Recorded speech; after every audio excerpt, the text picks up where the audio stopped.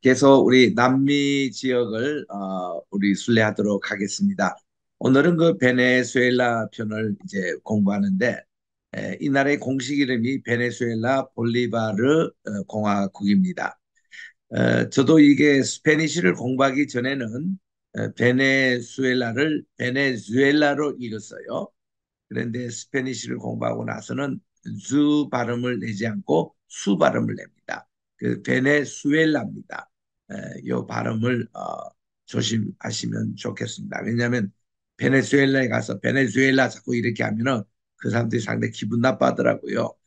그래서 이 나라의 이름, 참고로 또 스페니시에서는요 H 발음하지 않습니다. 묵음이에요. 그래서 이 조금 있다가 또 우리 쿠바 또 가겠는데 쿠바의 수도가 하바나입니다. 하바나가 아니고 쓸 때는 HAVANA 이렇게 쓰는데 읽을 때는 하바나로 읽지요. 그리고 H 발음 많은 사운드는 J가 H 발음 사운드가 나옵니다. 그래서 요셉 할 때에 우리 영어로서는 조셉이라고 읽지만 레티너 또 이 스페니쉬로 읽을 때는 호세라고 발음을 하죠. 요셉을 호세. 그리고 예수스 할 때에 JESUS 이렇게 써놓고 발음은 헤수스라고 발음을 합니다. 헤수스. 그 J 발음이 H 발음이 난다는 거. 또 H는 묵음 소리 안 난다는 거. 그리고 베네수엘라 할 때에 Z 이거는 S 발음이 난다는 거. 요거 이제 우리 스페니시 공부할 때 배울 수 있는 내용입니다. 베네수엘라는 스페인어를 공동으로 사용하고 있고 수도는 카라카스입니다. 이것도 우리 카라카스라고 표현합니다만은 이 사람들이 직접 읽을 때는 까라카스 이렇게 발음을 해요. 카가 까 발음을. 그리고 동쪽에는 가야나라는 나라가 있고 축구 잘하죠. 남쪽에는 브라질이 있고 서쪽에는 콜롬비아를 국경을 접하고 있습니다. 이 뜻은 베네수엘라는 뜻은 작은 베네치아라는 뜻을 가지고 있답니다. 주민의 대다수 한 60%가 메스티조라고 그렇게 하는데 이 메스티조가 이 남미의 원주민과 백인들 사이에 태어나는 아이들을 이 메스티조라고 그러죠. 이분들이 많습니다. 또 흑인, 백인, 백인이 소수적으로 거주하고 있고 동양 사람들도 이제 중국계, 한국계 제법이 있습니다. 이 나라는 사회주의를 표명하는 나라이기도 하며 대통령 중에 일부 차베스 같은 사람은 장기 집권을 하기도 했습니다.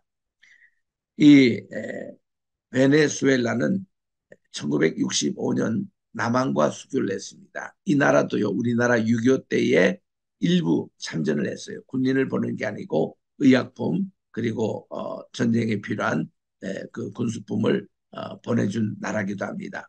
그러면서 또 1974년도에는 북한과도 수교를 했어요. 북한 수교는 이 나라 자체가 사회주의를 표방하고 또 공산주의인 쿠바하고 밀접하게 관계를 가지기 때문에 그렇습니다.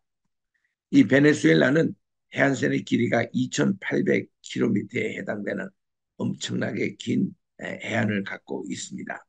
면적은 우리 남북간 합친 나라의 한 4.5배가 되는 그런 곳인데 인구는 3천만 밖에 되지가 않습니다. 그래서 굉장히 인구 밀도가 적은 나라죠. 국교는 인정되지 않지만 국민들의 96%가 가톨릭을 신봉하고 기독교 인구는 2% 정도밖에 되지 않으니까 굉장히 우리가 선교를 많이 해야 될 선교 국가입니다.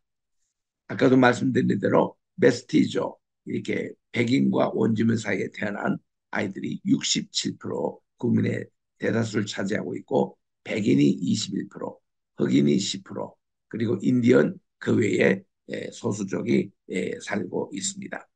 옆에 있는 사진은 1540년에 독립할 때에 그때 이 스페인으로부터 독립할 때 그때 것이고 남미에서 가장 먼저 독립한 국가로 알려지겠습니다. 1811년에.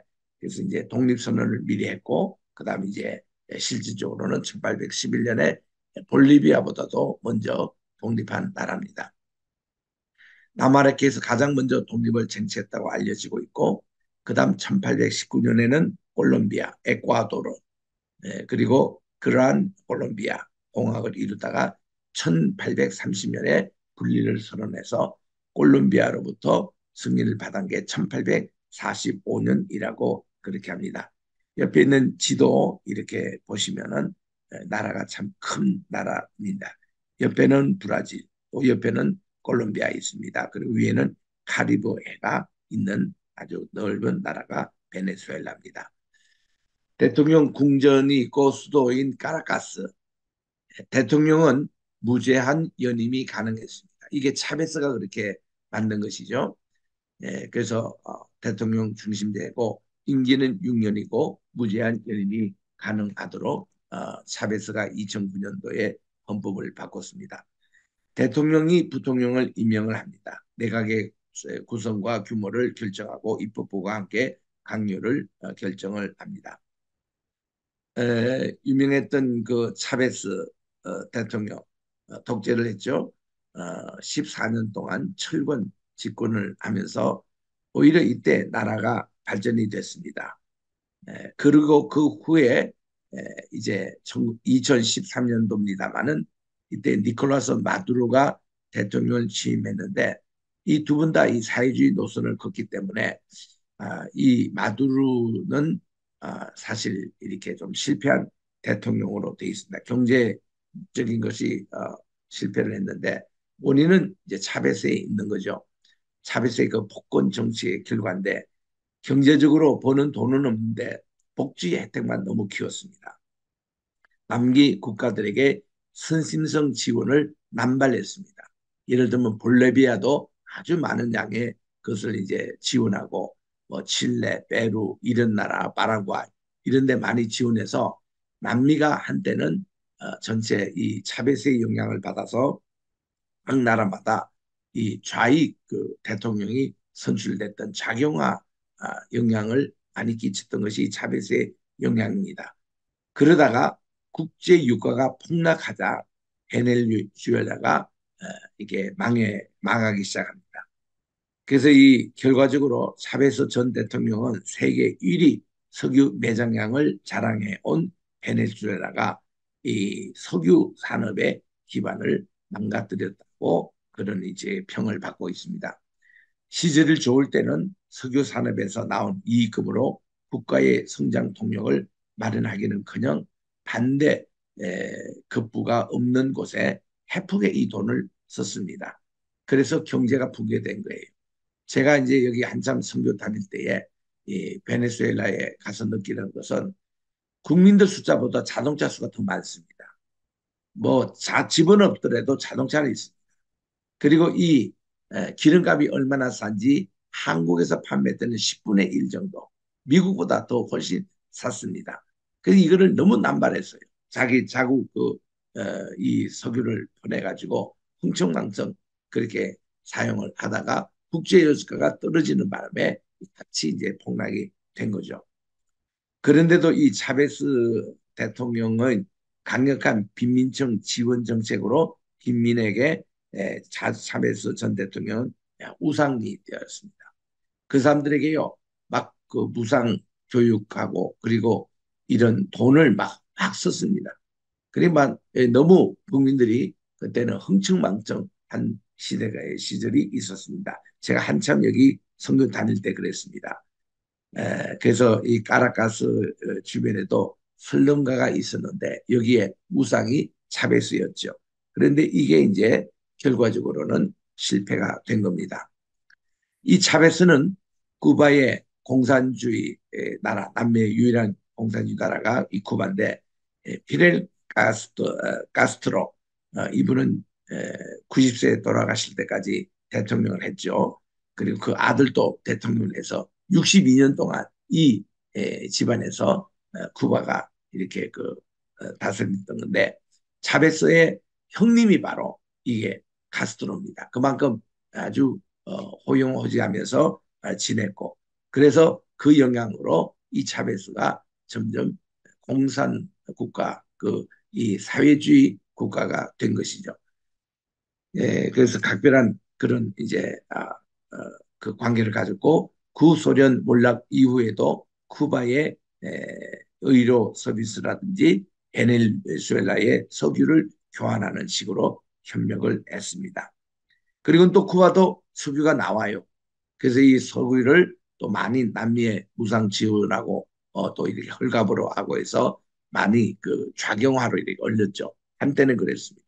지금은 분위기가 거의 바뀌어가지고 이제는 브라질부터 시작해서 뭐 페루라든지 또 칠레라든지 이런 볼리비아 이런 데가 이제 거의 좌경화되는 대통령이 다 물갈이가 되고 우파 쪽에 그런 대통령으로 지금은 바뀌고 있습니다만은 하여튼 이 쿠바의 가스로의 영향이 큽니다. 카라카스 국제공항에서 우리가 여기서 미국에서 이제 비행기를 타고 가면 주로 이제 이 공항에 내려가지고 여기서 우리 꾸마나 가는 그런 비행기를 갈아타고 나는 곳입니다. 옆에도 이제 우리 한국말로 번역된 지도가 나옵니다만은 굉장히 나라가 큽니다. 그래서 빨간 줄로 카라카스 요게 수도고요. 그리고 이제 제가 주로 다녔던 이게 꾸마나 요게 지금 지도에는 한국말로 표시 안 되어 있습니다만은 조금 이따 이제 나옵니다. 에, 이 카라카스는 해발 900m입니다. 설립이 오래됐죠. 1567년 7월 15일 날 됐고요. 이 메트로 그 수도 인구가 한 800만이 되는 꽤 큰 나라인데 이 도시는 전체가 분지로 되어 있습니다. 사방이 이렇게 산악으로 둘러싸인 곳으로 되어 있습니다. 일교차는 있으나 영교차는 거의 없는 편입니다. 늘 고온 다습한 기후를 가지고 있습니다. 적도 근처니까 대개의 경우 15도에서 26도 사이에 있고 낮아도 10도입니다. 그래서 5도만 돼도 사람들이 감기 걸려요. 높아도 35도 이상 올라가지 않습니다. 그래서 인구가 수도 여기 남한은 한 500만 정도인데 이렇게 매출로 따지면 한 800만이 살고 있는 곳입니다. 그래서 이 도시는 어느 주에 속하지 않고 우리 워싱턴이라며 우리 서울처럼 특별시로 이렇게 있습니다. 카라카스 시가지의 전경입니다. 위에 앞산에서 이렇게 내려다보는 광경이 이렇게 양쪽 이 사진에 이렇게 나옵니다. 그 도심과 외곽에 보면은 이렇게 고속도로 이렇게 지나다 봐도 이 빈민촌을 이렇게 볼 수 있는데 옛날에 6.25 직후에 부산처럼 판자촌이 이렇게 쫙 형성이 돼가지고 밤에도 아주 야경이 괜찮습니다. 하여튼 이런 판자촌이 있고 또 이렇게 대도시에 그것이 같이 공존하고 있는 것이 카라카스의 모습입니다. 여기 이제 앞산에 오르는 케이블카가 이렇게 있는데 쉽게 이렇게 앞산에 올라가서 전체 도시를 전망할 수 있는 그런 곳이 있습니다. 케이블카가 이렇게 자주 다닙니다. 또 여기에 수도에 가면은 시내에 스위트 호텔이며 공항에도 5성 호텔 이렇게 해서 굉장히 아주 깨끗하고 그 분위기가 괜찮습니다. 역시 산유국이고 돈이 이렇게 흥청할 때 그때 이렇게 다 지어진 건물이어서 참 괜찮은 곳입니다. 자연도 이 주변에 가보면은 세계에서 최대 낙폭을 자랑하는 약 1000m 이곳으로 엔젤 폭포가 떨어지는데 정말 이거 보기 괜찮습니다. 저기 미국 쪽에 요세미티 그런 폭포처럼 아주 장엄한 폭포가 이렇게 떨어지는 모습 엔젤 폭포가 바로 여기에 또 자랑거리로 있습니다. 또 자연도 참 아름다운데 공기가 참 좋아요. 아주 그 남미 그게 제일 북쪽에 있는 나라답게 공기도 참 좋고 그리고 때로 맑은 날씨는 이렇게 미세먼지 이런 것도 없고 참 괜찮은 곳이 이런 베네수엘라입니다. 해안도 얼마나 좋은지 2,800m 되는 이 물 색깔 보세요. 코발트색. 여기서부터 카리브 해지 않습니까? 카리브 해가 어디 해안 가더라도 되게 이렇습니다. 바하마 가도 꼭 이런 색깔들입니다. 여기에 지금 물고기들이 막 다니는 것도 볼 수 있고 거기에 이제 스쿠버 드라이버가 또 들어가서 또 이렇게 볼 수 있는 참 이거 아름다운 곳이 해변가입니다. 이런 해변이 베네수엘라의 2,800m나 쭉 내려져 있는 곳입니다. 또 로라이 마산이라는 곳에도 보면은 이런 돌산에다가 거기에 폭포가 여러 군데 또 떨어지는 모습들을 참 볼 수 있는데 자연 경관이 정말 어메이징합니다. 야, 이거 참 굉장한 그런 곳이 이제 베네수엘라로서 많은 자국민들도 이런 데 관광을 많이 옵니다. 이 나라가 2018년 아주 경제적으로 어려울 때에 8월 달에 대지진이 났는데요. 그래도 이 카라카스 그 옆에 이제 규모 7.3 이게 났는데 이 7.3 요것이 수준이 2013년도에 일본에서 났던 그 시즌의 그 숫자입니다. 7.3. 굉장히 큰 시즌이죠. 그런데 다행히도 이 지진 났을 때 진원이 깊어가지고 피해가 그렇게 크지는 않았습니다. 인명피해, 재산피해는 상당히 있었는데 인명피해도 거의 없었고 그래서 그리고 또 그 후에 또 한 5.4 지진이 났을 때 그때는 좀 인명피해가 있었습니다. 이런 이제 대지진이 왔는데 문제는 이제 어, 이런 차베스가 그분이 이제 병으로 돌아가셨잖아요. 가기 전에 그런 막 퍼주는 식의 그리고 이런 사회복지제도를 너무 늘려나가지고 거기 너무 비용이 가는 관계로 그리고 또 국제 유가가 갑자기 폭락이 되고 이럴 때에 이제 경제가 무너지기 시작할 때에 이 사회적으로 붕괴가 일어났습니다. 그래서 이 마두로 대통령 때에 계속 대중 집회가 열리고 2020년만 해도 이렇게 많은 숫자가 수도에 모여가지고 데모를 하고 또 많은 분들이 이 베네수엘을 떠나자 그래가지고 그 옆에는 콜롬비아도 많은 그 이민자들이 가고 지금도 그 콜롬비아에 가보면 베네수엘라 난민들이 많이 와 있어요.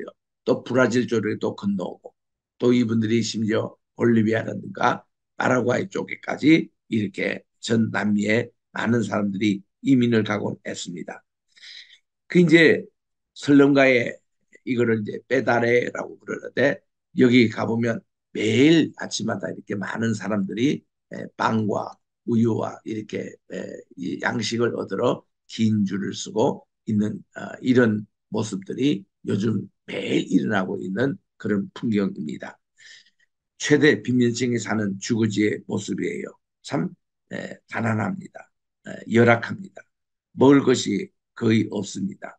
또 병도 자주 납니다. 그래서 이 최대 빈민층이 이게 저 수도권에 있습니다.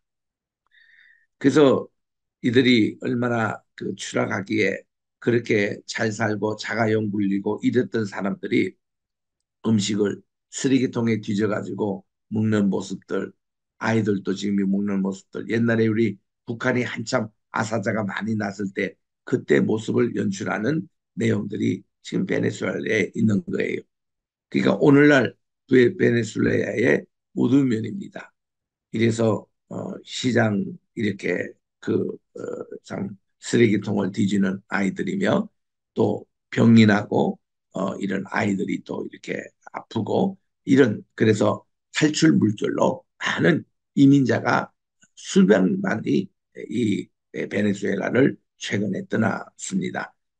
이런 모습들이고 불안한 치안, 치솟는 유가, 생활고, 인플레 이런 걸로 우리나라에서도 방영이 됐습니다마는 사라진 치안에서 갱단에 장악당한 도시 이래서 베네수엘라가 지금 상당히 달라졌습니다.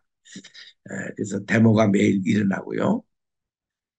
에, 그런 이 한 분이 우리나라의 뉴스 채널에도 나왔습니다마는 우린 먹을 것을 구하기 위해 왔습니다. 사람들이 버리고 간 쓰레기를 뒤지고 있습니다 하고 이분들이 콜롬비아에 와가지고 이런 거지 생활을 지금 하고 있습니다. 이런 나라 너무 우리가 마음이 아프죠.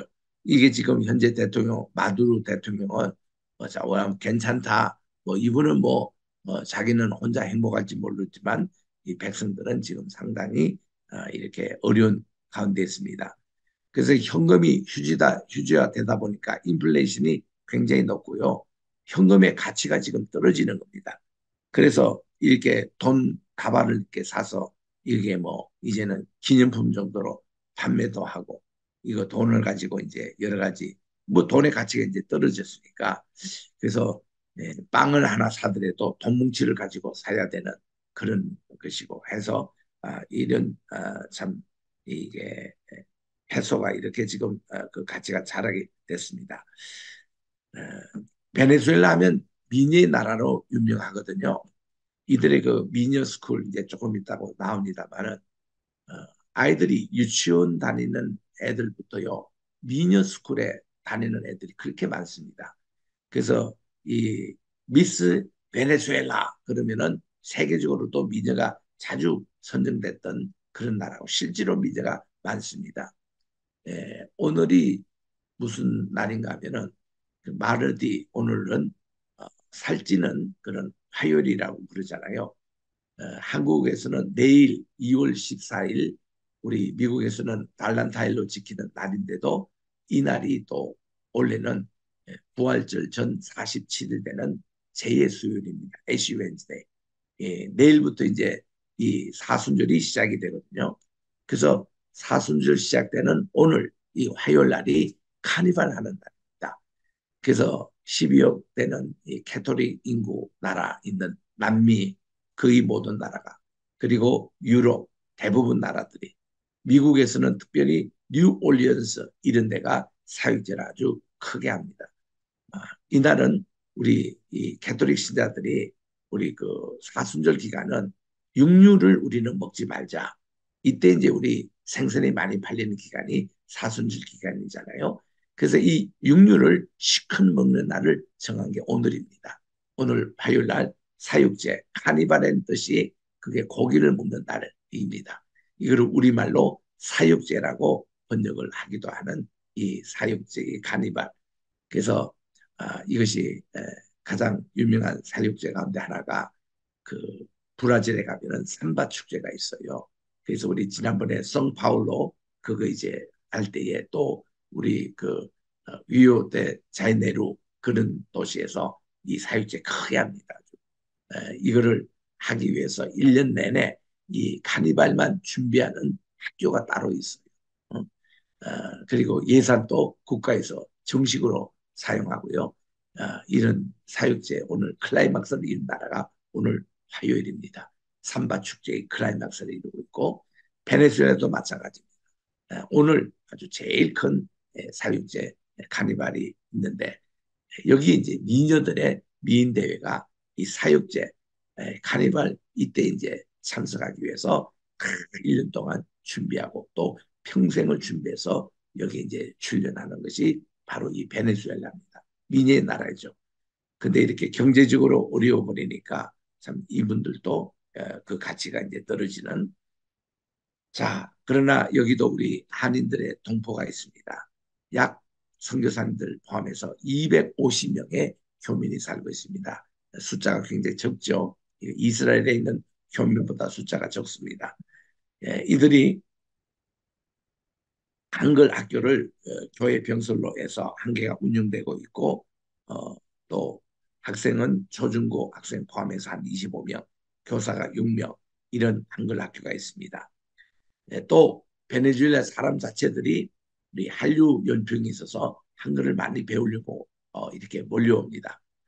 또 한인 교회가 하나 있는데 이게 한인 침례 교회가 있어서 이렇게 우리 교인들을 우리 한인 교회 구심절 역할을 하고 있습니다. 대한민국 서울에도 베네수엘라 대사관이 있고 또 카라카스에는 대한민국 대사관이 있습니다. 어, 이날 있고 또 북한 대사관도 따로 또 있습니다. 여기서 이제 제가 주로 다녔던 분이 바로 이분입니다. 정경석 선교사님. 지금은 연세가 많으세요. 어, 여든이 넘으셨습니다. 이분은 이 나라 특히 꾸마다 여기에 해양 전문 대학이 있는데 거기 교수님으로 오셨어요. 이분은 부산에 있는 수산 전문대학 출신입니다. 그 미국에 오셔서는 유니버시티 오브 텍사스에서 오스틴에 있는 캠퍼스에서 거기서 이제 그 해양 그 전문으로 박사학위를 하셨어요. 해양 물리학으로. 그리고는 40, 그러니까 지금 제가 만났을 때는 40년이지만 지금은 훨씬 더 한 50년 전에 이 베네수엘라에 오셔가지고 교수 생활을 하시면서 그분은 조금씩 선교를 늘 하셨습니다.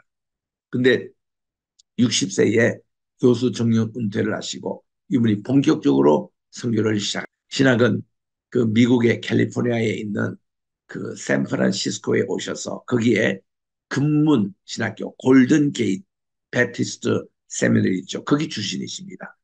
그리고서는 졸업하시고 남침내교에서 안수를 받으시고 정식 선교사로 파송해서 꾸마나에서 20년을 이렇게 하시면서 신학교를 경영하셨어요. 그 신학교에 제가 교수로 초청을 받고 가서 이제 여러 차례 가서 강의를 했던 것이거든요. 그래서 정경석 선교사님이 정말 독보적인 존재입니다. 그래서 이분이 베네수엘라에 선교를 40년 하시면서 또 미국에 오실 때마다 선교 보고를 하시고 한국에도 이렇게 알리고 또 이렇게 미국에 있는 많은 교수님들 초청해서 거기 또 강의를 하고 이런 제가 학교에 봉사를 했습니다. 김도현 선교사님도 지금 활발하게 현재 활동하고 계신 분이고 원준상 선교사님도 계십니다. 이분은 치유 사역을 지금 열심히 하고 계십니다. 김재한 선교사님이 계세요. 아마존에 이 원주민 선교를 하고 계시고 김철기 선교사님도 아마존 지역에 정글에서 활약하고 있는 그런 선교사입니다. 제가 늘 나라마다 소개할 때 선교사님 이렇게 사역을 소개하는 것은 이렇게 제가 알 수 있는 범위 내에서만이 소개했고 그 외에도 많은 선교사님이 계세요. 그래서 제가 다 모르기 때문에 그분들에 대한 것은 우리 세계 한인 선교회 협의회 문의하시면 여기 명단들이 다 있습니다.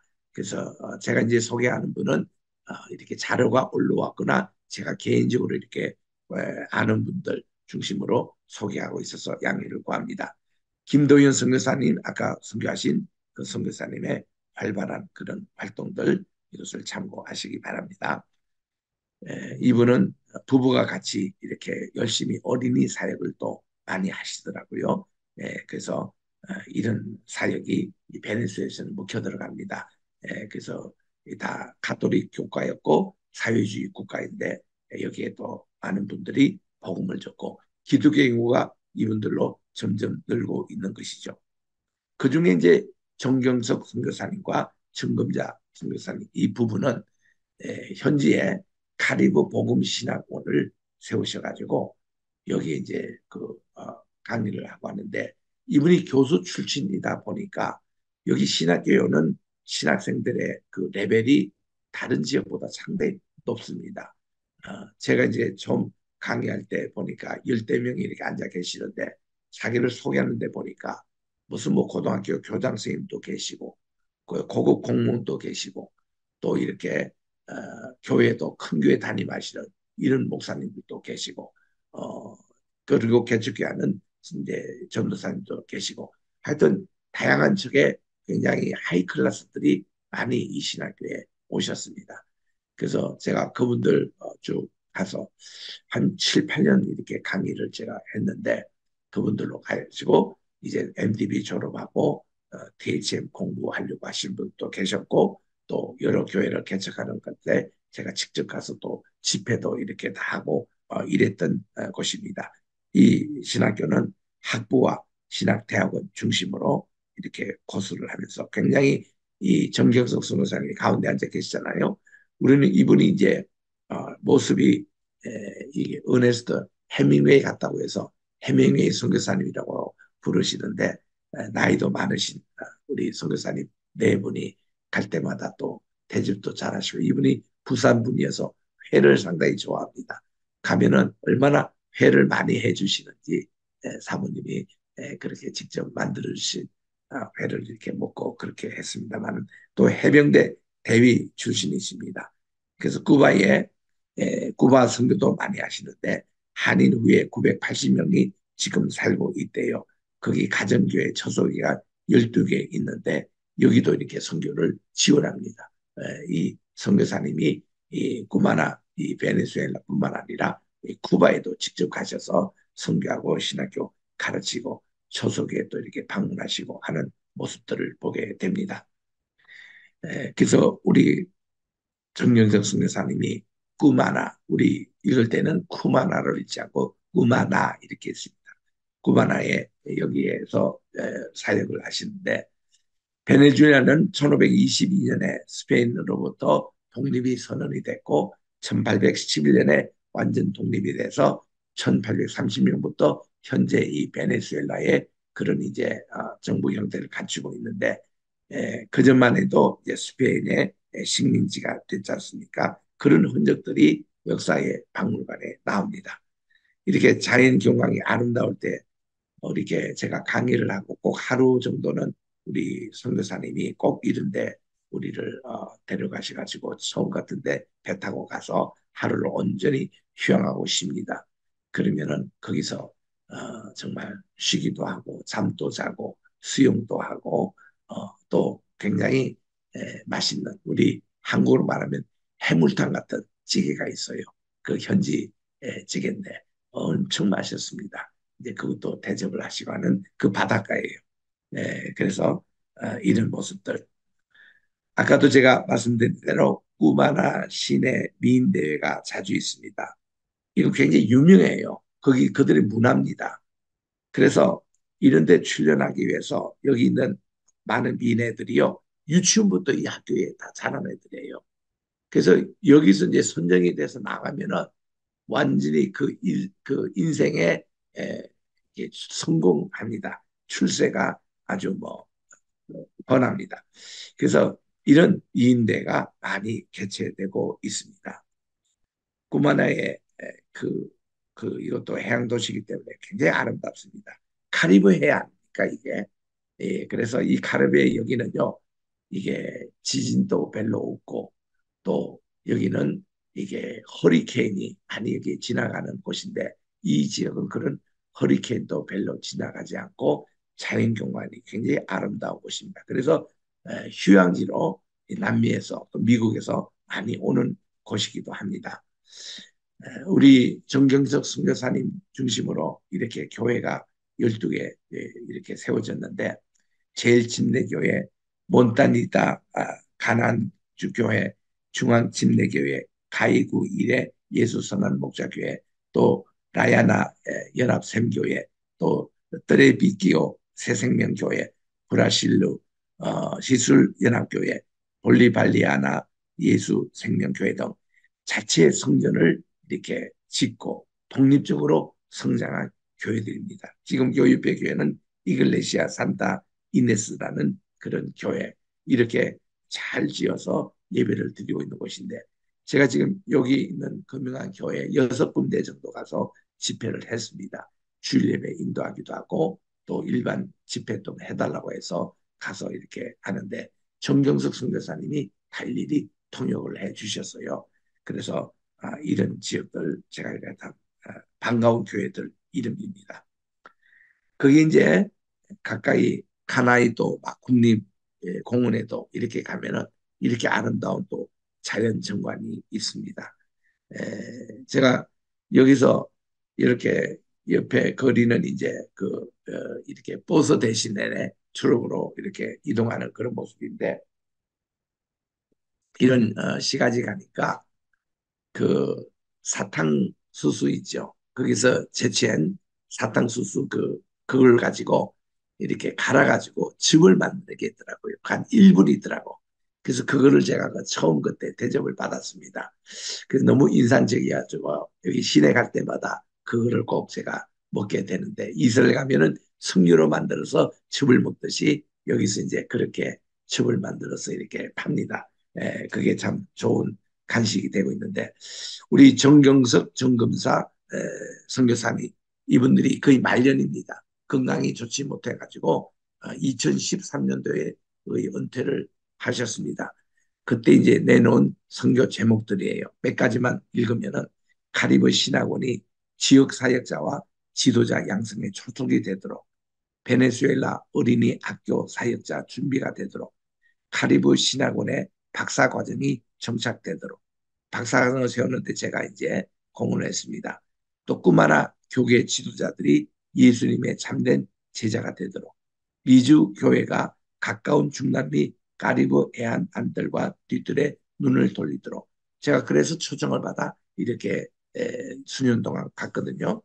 신학교 임원들이 현지화에 적극 참여하고 맡은 책임을 다하도록, 그리고 쿠바 한인 후예들 한 980명이 지금 살고 계시는데 계속 감당할 수 있도록 쿠바의 정세가 변하도록, 이런 등등의 기도 제목을 내놓으셨습니다. 정명진 선교사님, 그 후에 가셨던 선교사님의 선교 편지가 있는데 이거는 그냥 참고로 더 맙니다.